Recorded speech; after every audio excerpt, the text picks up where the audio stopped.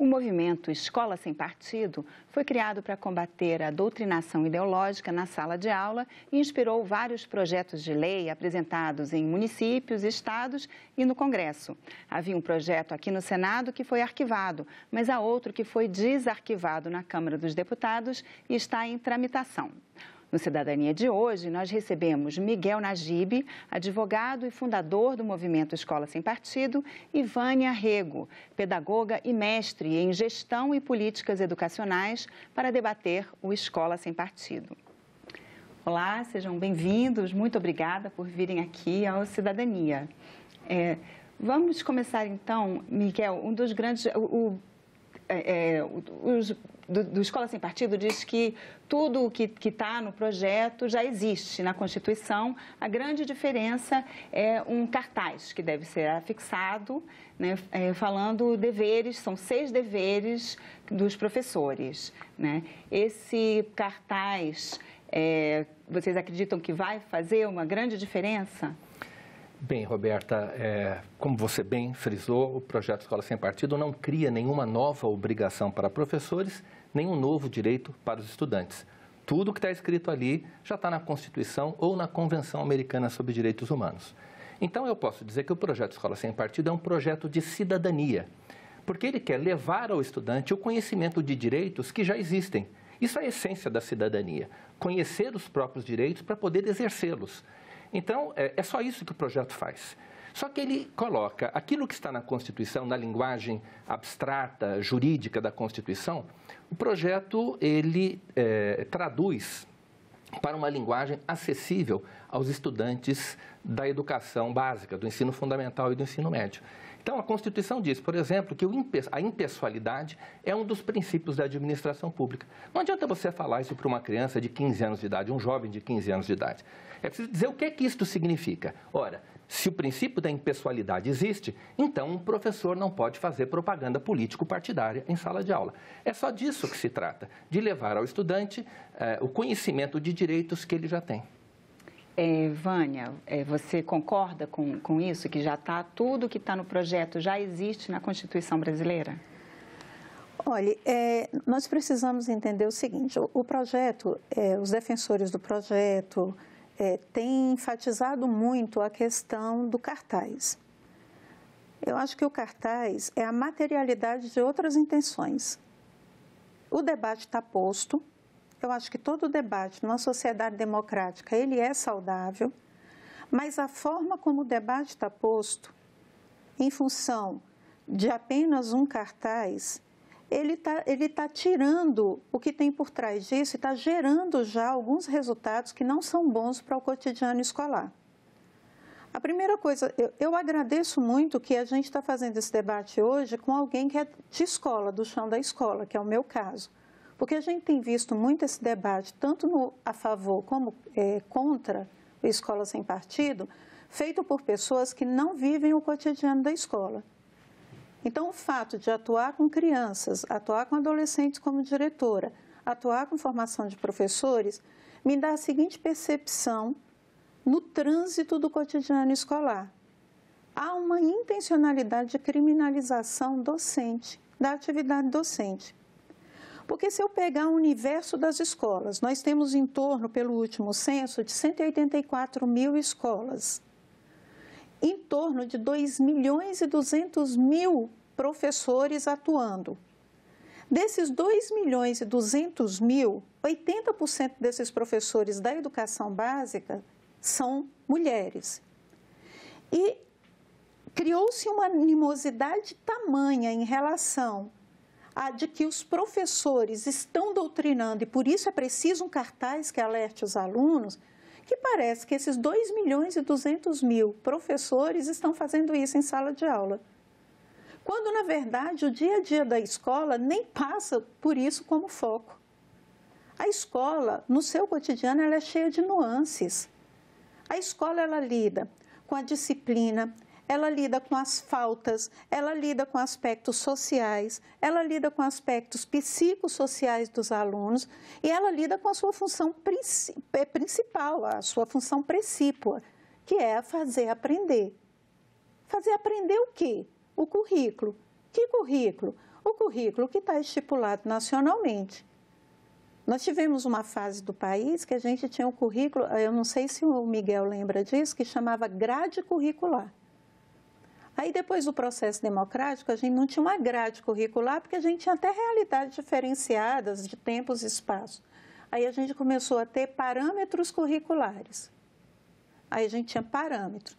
E hoje, a gente tem uma base nacional comum curricular. A gente chegou no nível que é fazendo cumprir o artigo 9º da LDB. A União coordena uma base nacional comum curricular. Que os estados têm autonomia, mas não soberania para ficar mudando essa base.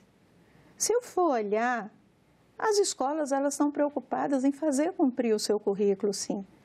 Aí você pega vários casos, vários exemplos que são dados pelos defensores da Escola Sem Partido, de professores que ultrapassaram a linha do bom senso e fizeram proselitismo, fizeram propaganda político-partidária, e aí eu estou falando, fizeram de todos os lados. Se você pegar esse percentual, é ínfimo. É um percentual tão pequeno diante, eu estou falando só da educação básica, não vou entrar nem no mérito da educação superior. Se você pegar esse percentual, ele é tão pequeno que ele deve ser tratado administrativamente, ele deve ser tratado dentro do que já está lá. Não é necessário um cartaz. Eu sou a favor de que se coloque um cartaz em cada sala de aula e na entrada de cada escola, falando do dever do Estado de garantir uma educação de qualidade. Eu convido os defensores, convido o Miguel, convido os defensores da Escola Sem Partido para a gente gastar toda essa energia que está sendo gasta para dar essa impressão de que o professor está doutrinando na sua grande massa, para a gente fazer a defesa dos deveres do Estado com a educação. Para a gente defender que não se corte do orçamento da educação, que não se retire do orçamento da educação. Porque a tônica que está sendo dada é de uma criminalização massificada do papel do docente.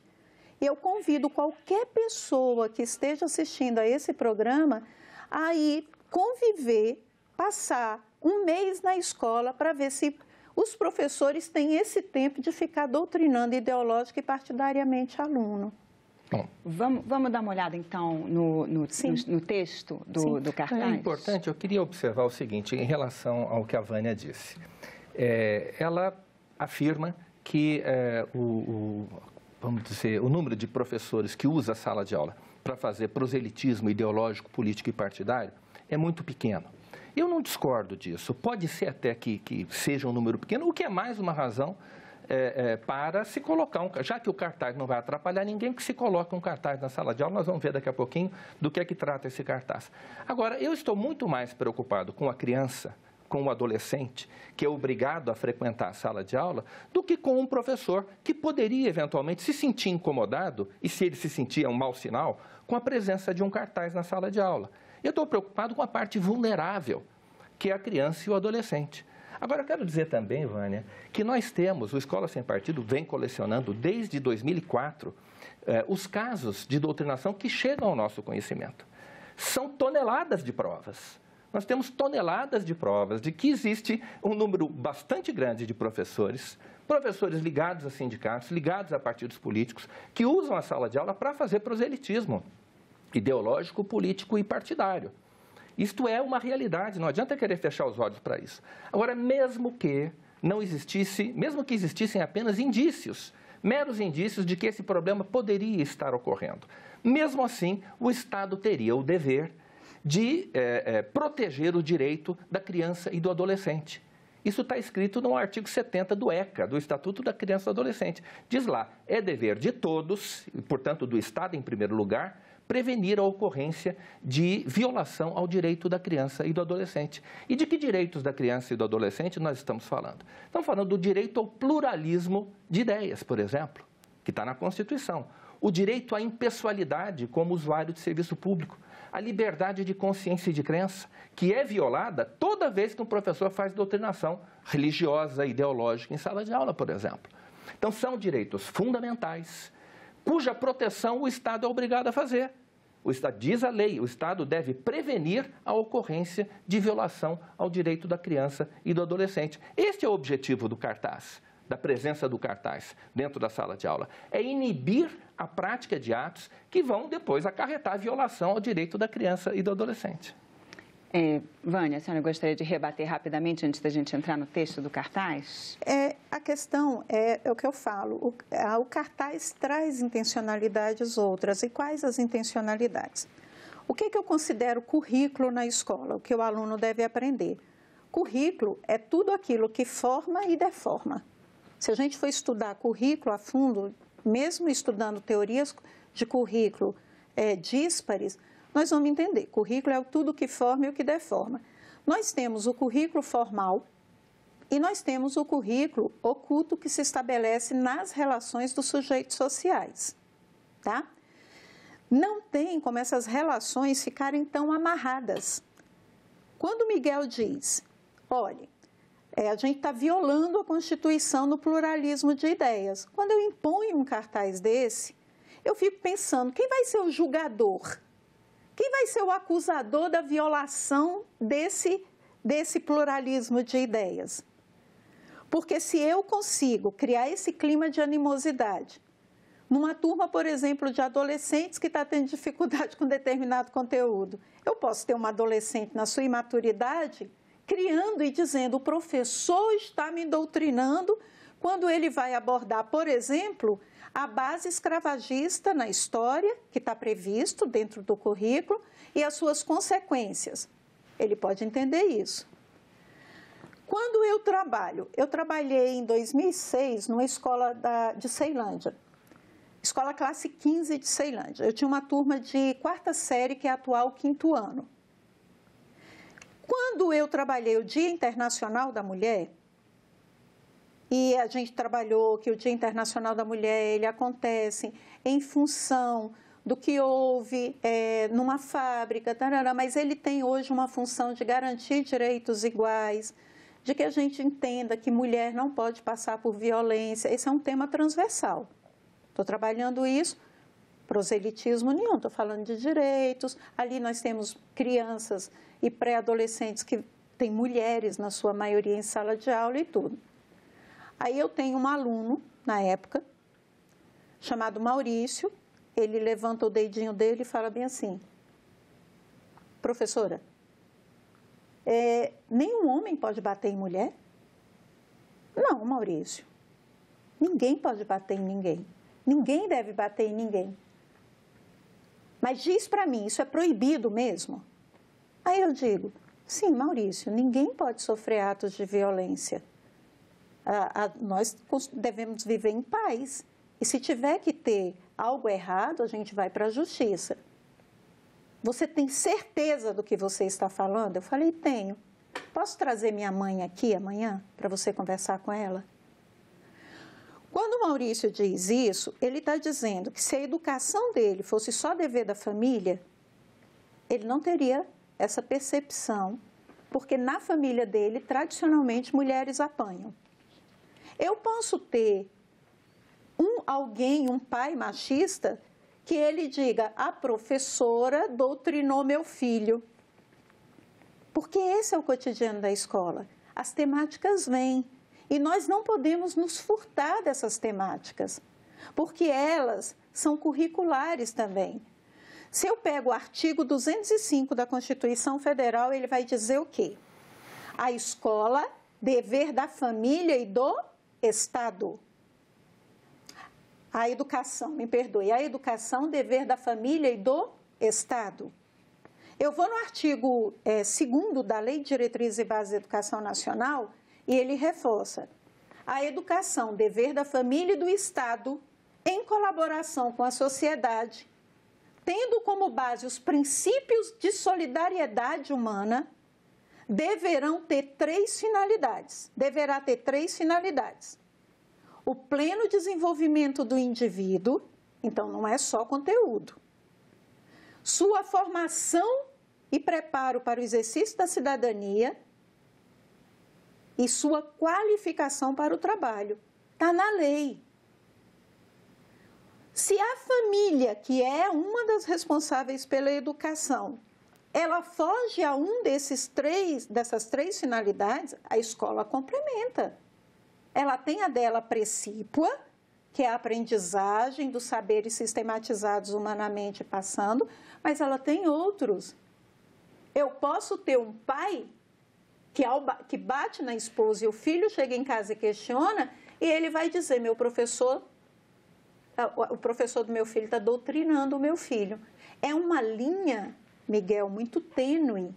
Nós estamos partindo do princípio... Não, pode ser uma linha tênue, nem sempre é uma linha tênue. Ela é uma linha tênue. Mas isso não significa... O título do cartaz é Deveres do Professor. Isso. E aí isso até me lembrou, o quinto ponto diz justamente que o professor respeitará o direito dos pais dos alunos a que seus filhos recebam educação moral e religiosa que esteja de acordo com suas próprias convicções. Olha só. Isso não se encaixa um pouco nesse caso que a professora Vânia citou? Por exemplo, se tem violência doméstica em casa, a família não pode achar, isso é a moral da nossa família, é assim? Não, isso não é uma questão de moralidade, isso é uma questão de crime, uma ação criminosa de um pai delinquente dentro de casa. Então, nós não saímos da esfera da moralidade e entramos no plano do Código Penal. Então, não vamos misturar as coisas, né? Este artigo, esta regra que você acabou de ler, o professor respeitará o direito dos pais a que seus filhos recebam a educação religiosa e moral que esteja de acordo com as suas próprias convicções. Essa foi a única parte do projeto Escola Sem Partido, do anteprojeto, que eu não redigi. Eu copiei do artigo 12 da Convenção Americana de Direitos Humanos. Isto já é lei no Brasil. Não fui eu que inventei isto, já é lei. Foi o Congresso Nacional que aprovou ao internalizar um tratado internacional sobre direitos humanos. Então, isso é fundamental. A Constituição ainda diz que é dever da família, é dever dos pais, criar e educar os filhos menores. Então, são regras que se completam e são absolutamente coerentes uma com a outra. A Constituição Federal é dever dos pais criar e educar os filhos menores e o artigo 12 da Convenção Americana de Direitos Humanos, que eu copiei no anteprojeto Escola Sem Partido. Então não seria possível usar uma família, usar isso como pretexto, dizer que a escola... Num caso como esse, absolutamente não. Num caso como esse, absolutamente não. Se, por exemplo, a professora Vânia disser que é crime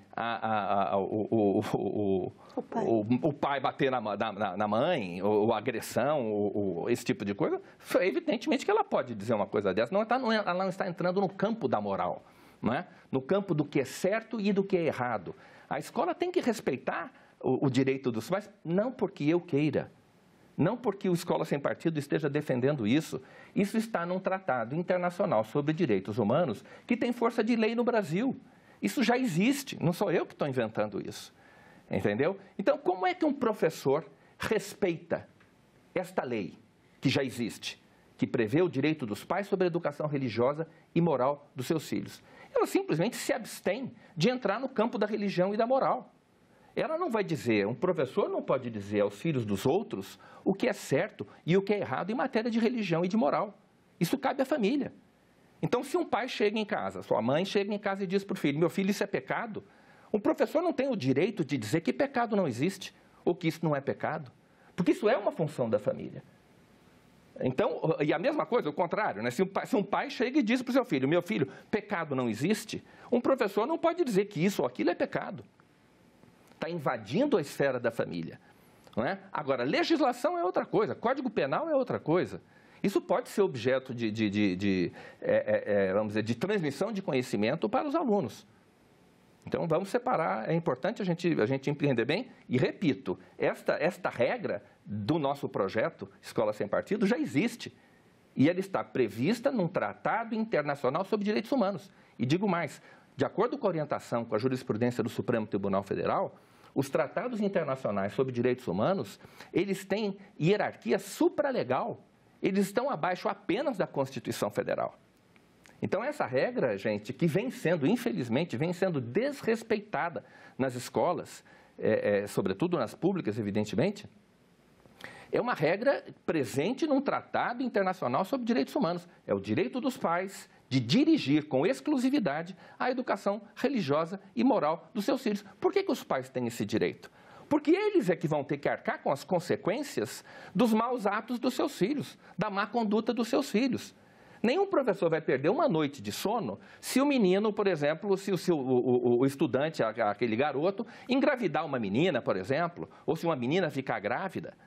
Mas os pais, sim, é que vão responder, é que vão arcar com as consequências desses maus atos que seus filhos praticarem. Por isso é que um professor, um estranho, um terceiro, não tem essa responsabilidade e não pode ter, porque ele não tem o ônus correspondente, que é o de arcar com as consequências dos maus atos, como eu disse, dos filhos. Mas os professores têm como controlar esses exemplos que... Se você pegar toda a legislação educacional, porque na Constituição, a educação está regulamentada do artigo 205 até o 214, né?